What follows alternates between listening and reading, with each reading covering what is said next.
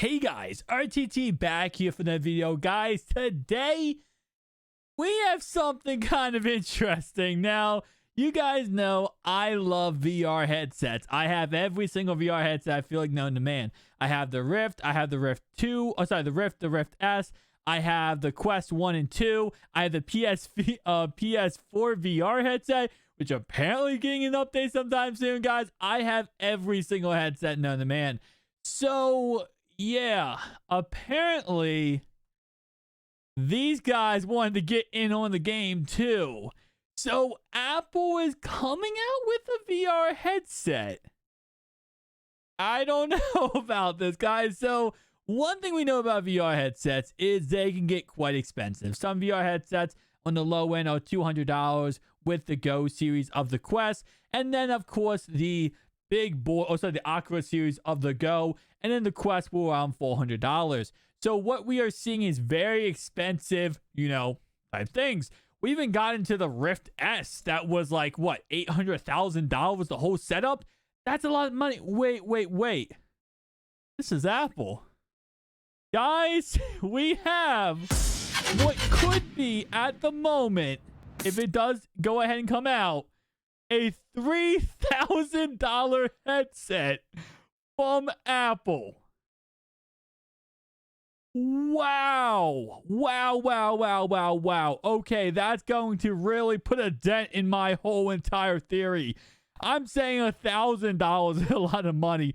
$500 considered a lot for the Oculus Quest 2. And the Quest 1 was around $500. And that was a lot of money. People are like, wait, you're going to pay $500 for a VR headset? Well, Apple's saying, no, fluff that. We're putting $3,000 price tag, and here's what you're getting.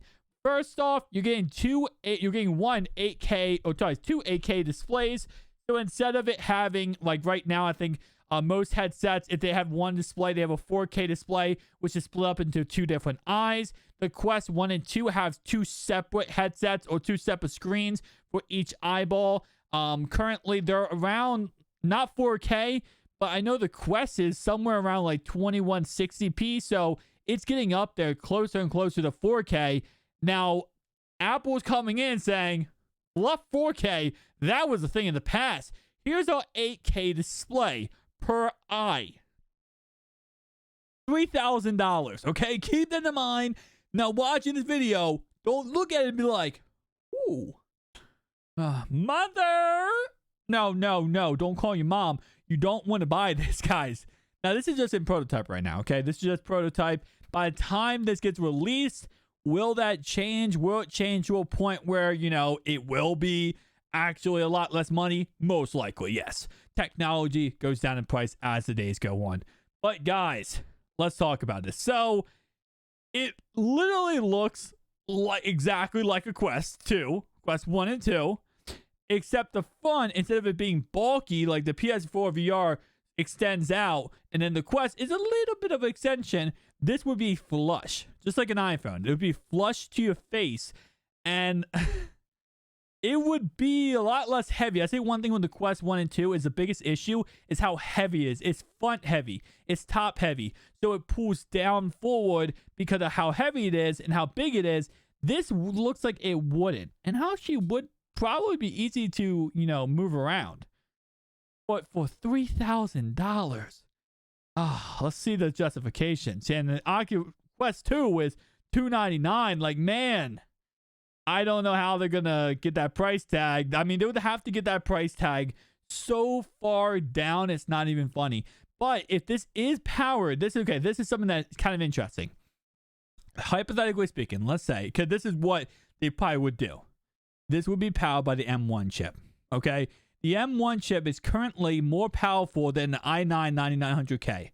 So the processor in this bad boy, which would most likely not need a computer, would be more powerful than most people's watching this videos right now, CPUs in their computer.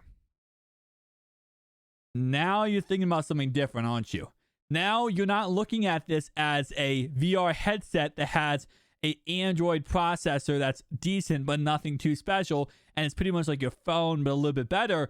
Now looking at it almost as if it is an actual computer on your head which is truly revolutionary.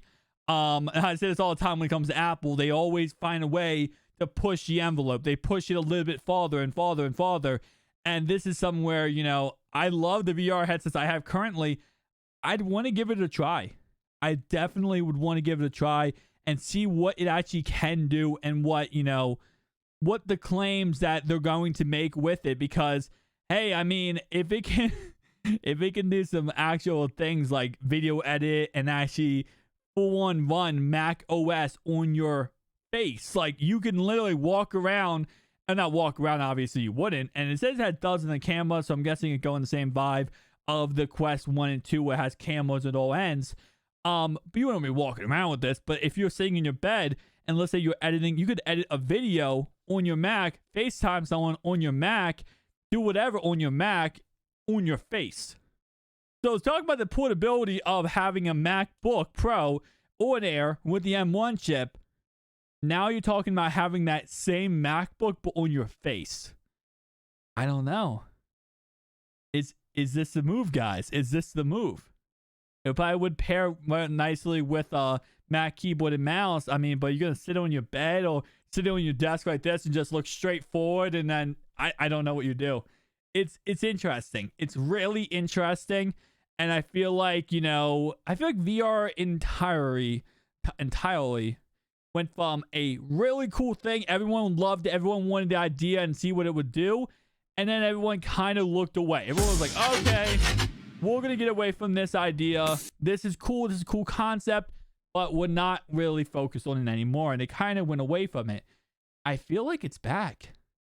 I feel like it's really back. And I feel like when it comes back now, it's not going to be just a typical, you play a video game on your head. It's going to be something different, guys. With the AR and the AR blasters, especially on these phones, these brand new iPhones right up here, to actually see and be able to interpret the real world, put it into VR. I mean, right now, the biggest issue with VR is like, you can tell it's fake. You can tell it's fake in VR. And I'm not talking about for some things. Boys and men. We're not talking about that right now, okay? I'm talking about realistically, like when you're in an open world environment in the game, or you're in a video on YouTube, you can tell it's fake, right? If you can't distinguish between a VR headset on your head as real or fake, that's when VR becomes something revolutionary. And if they can do that with the M1 chip and really make it to that point, guys, future. Guys, if you did enjoy this video, make sure to like and subscribe button down below. I'll see you guys in the next one. Peace out.